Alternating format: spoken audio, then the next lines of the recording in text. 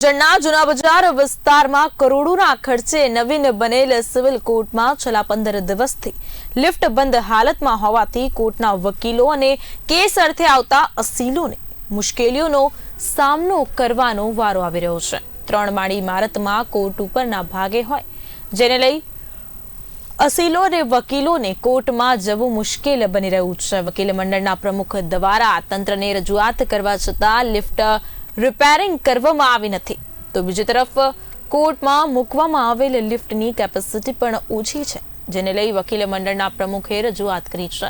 તંત્ર વહેલી તકે બંધ પડેલ લિફ્ટ જલ્દી ચાલુ કરાવે તેવી માંગ કરવામાં આવી છે।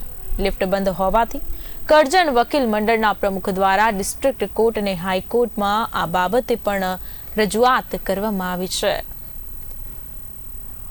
કરજણ તાલુકા ખાતે ન્યૂ કોર્ટ બિલ્ડિંગ બનાવવામાં આવી છે। કરોડો રૂપિયાનો ખર્ચો કરવામાં આવ્યો છે, પરંતુ જે લિફ્ટની વ્યવસ્થા કરવામાં આવી છે એ લિફ્ટ અવારનવાર બંધ થઈ જાય છે અને છેલ્લા લગભગ 15 દિવસથી આ લિફ્ટ બંધ છે।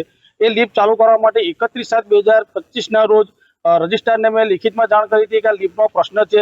અનેક સિનિયર વકીલો, અનેક વયોવૃદ્ધ પક્ષકારો કોર્ટની અંદર અસીલો આવતા હોય છે, તો પ્રમુખ તરીકે રજૂઆત મારા ધ્યાને આવતા મેં લિખિત રજૂઆત કરી છે, પરંતુ એ બાબતે કોઈ પ્રશ્ન હલ થયો નથી। જેથી તારીખ 4 તારીખે મેં નામદાર હાઈકોર્ટ તથા વડોદરા ડિસ્ટ્રિક્ટ કોર્ટને પણ મેલના માધ્યમથી લિખિતમાં જાણ કરી છે કે આ લિફ્ટનું સત્વરે ચાલુ કરવામાં આવે।